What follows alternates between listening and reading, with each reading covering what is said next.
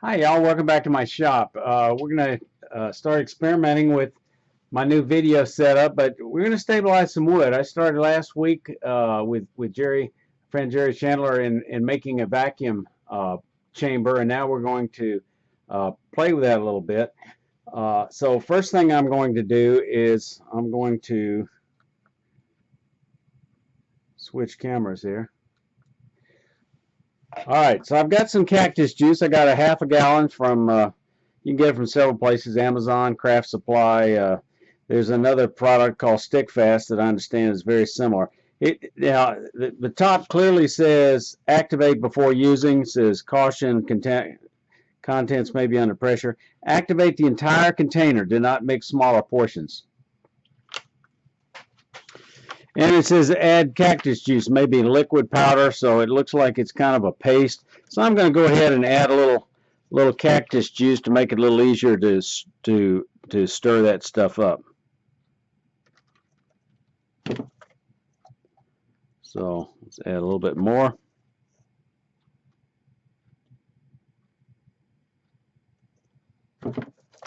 Okay. Let's find the top to that activator.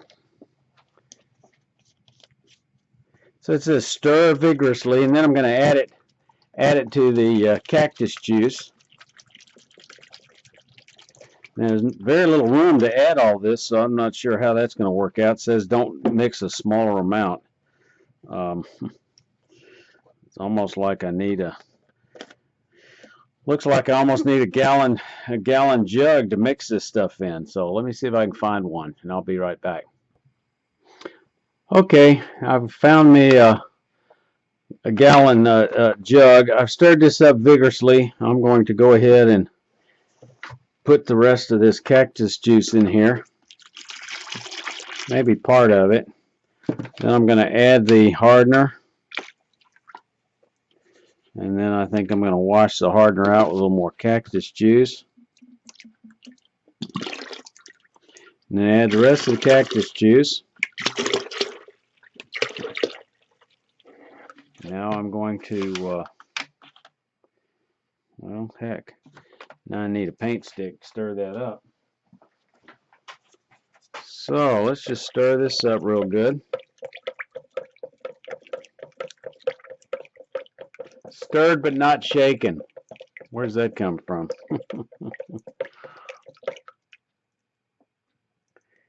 Okay, it looks clear. I don't see any any solids floating about, so I think we're probably ready to go. Okay, now for my next step, put this away.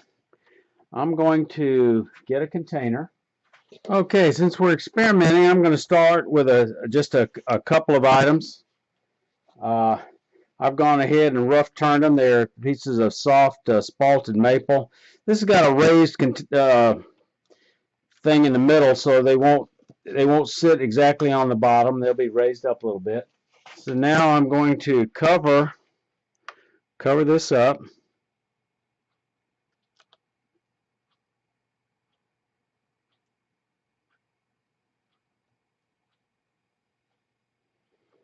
Until it floats. I'm going to add another piece, a little cherry lid. All right, now since they float, I need to add a couple of weights to get it below the surface. And I think that will probably do it, but I need to add a little bit more because once it starts going into the wood, it's going to lower the volume a little bit. So I'm going to raise it just a little bit more.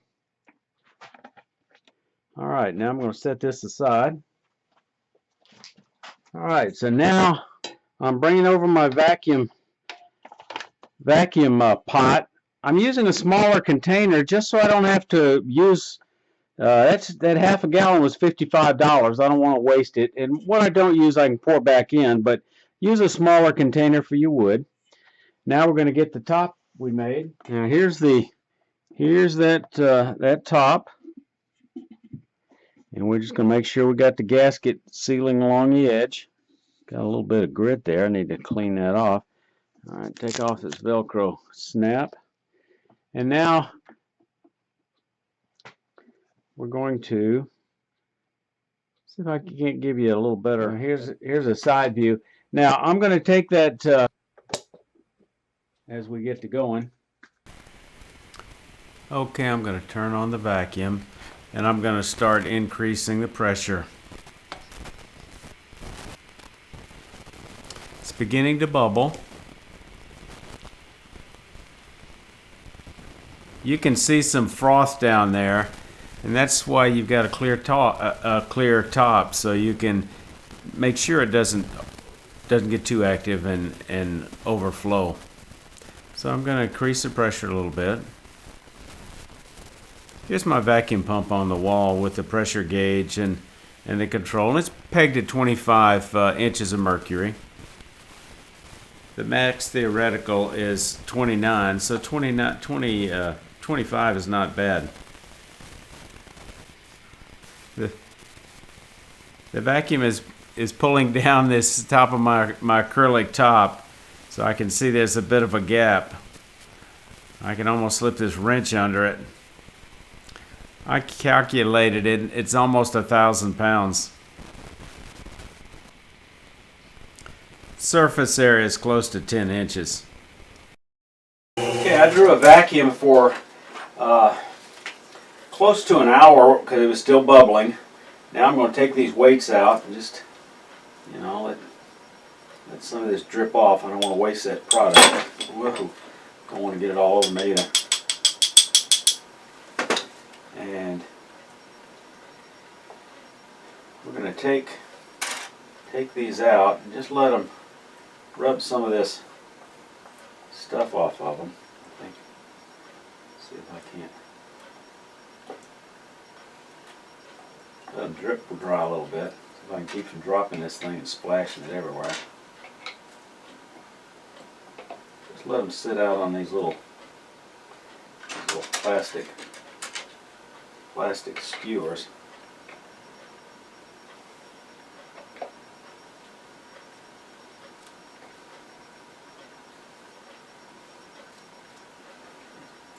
Because if I don't rub it out, it's just going to bake out.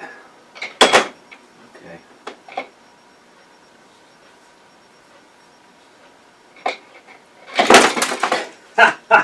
I knew that was going to happen. Okay. So much for trying to be careful. It's kind of dry. All right, now we're gonna like I say, I drew a vacuum on it for just under an hour. I let it soak for another 2 hours. Now we're going to cook it in the heating process at 200 degrees is what's really going to cause it to cure. I'm going to put it on bake. I'm going to turn it on for, we're going to say 20 minutes. First thing we're going to do though, we're going to wrap this in some aluminum foil. Each of these pieces. And that's just to keep the resin from dripping everywhere. Actually, you don't have to be real neat about it.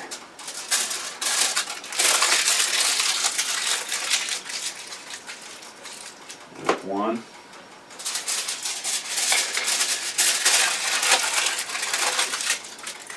And I'm just waiting for the oven to heat up a little bit. Now I'm going to go ahead and pour the rest of this resin back in here, because we'll be able to reuse it. So it was up to here before, so it's absorbed a fair amount of this product. So put that in there, put that back.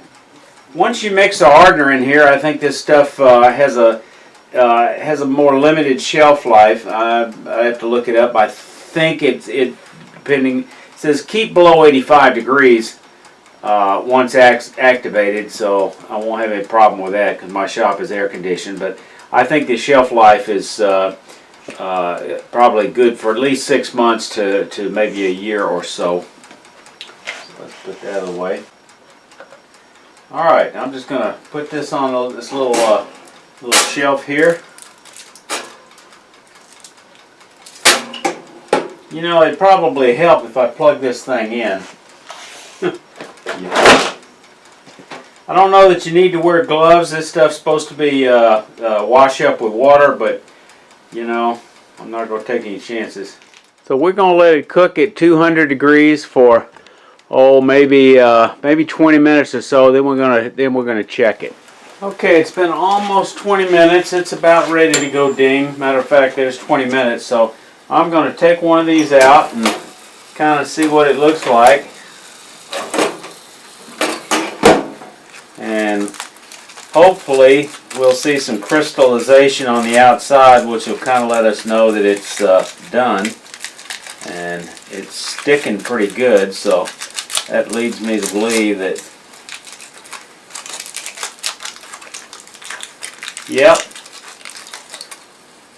all this is hard, so it looks like it's done. I'm going to go ahead and peel this off while it's still warm. Make it easy to get it off so I don't have to turn it off.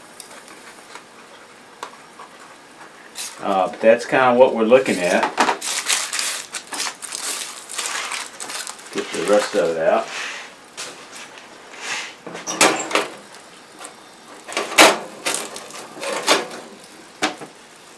Wear gloves when you get this stuff out. Use that little pan that comes with your oven. I think I paid about $6 at a thrift store for this oven. It looks like I've still got some liquid here. Woo. So I think I'm going to put this back in for another 10 minutes.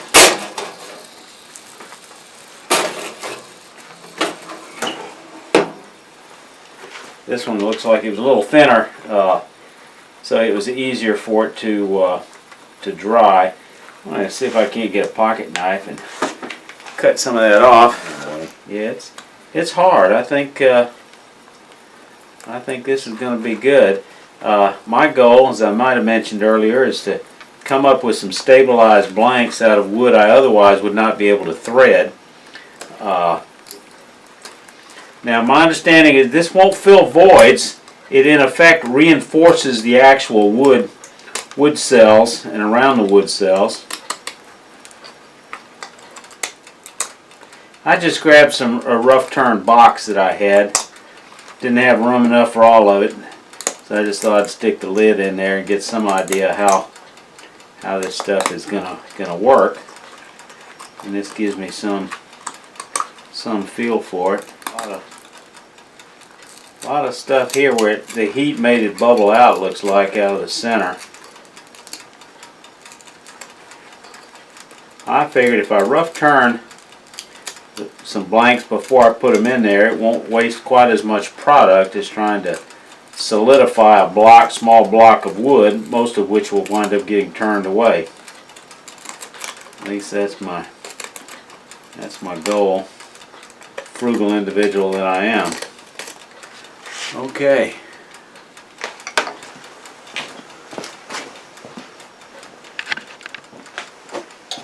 Okay, I've let these solid pieces cook almost another 10 minutes.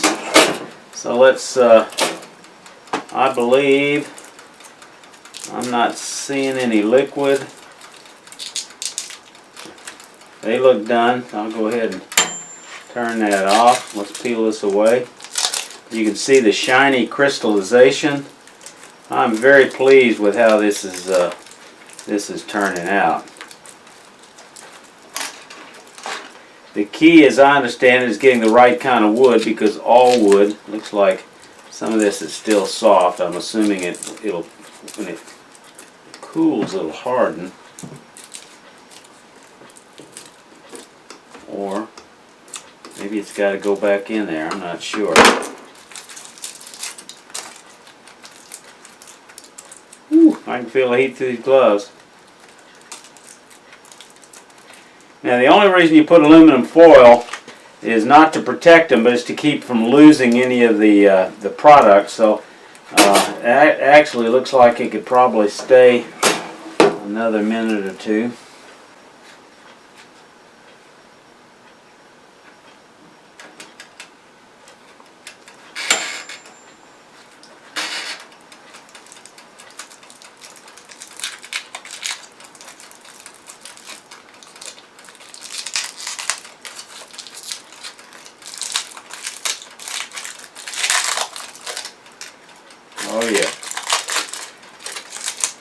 see some of the heat caused this crystal, some of this stuff to bubble out and harden outside. I don't know if that means it was too hot or not hot enough. It's still pretty soft. I'm assuming this will, when it cools down, it will actually be a little harder.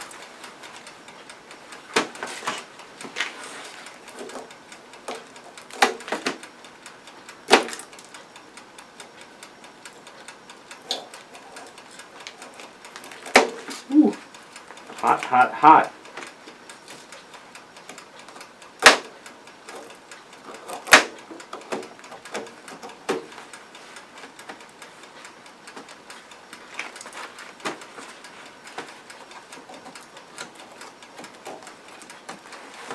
Alright, I think that other one is done.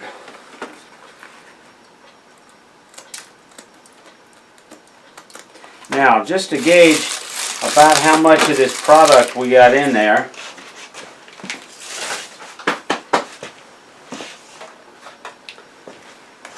I'm going to pull out some scales. I did turn a block of wood, since I didn't weigh this to begin with, out of the same, I cut it the same length and rounded it off, and it comes out to 2.8 ounces.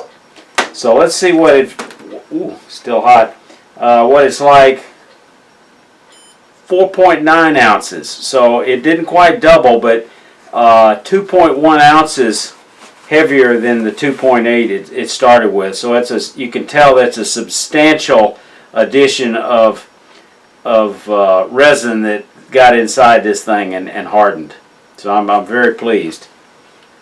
Looks like maple was a good choice. Not all woods will work. The sycamore I tried before did not do especially well, and so that's where my experimentation is going to come in. Which woods will do the best?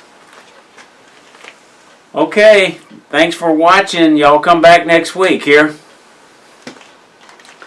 Oh, and don't forget, if you like this video, subscribe and leave a comment.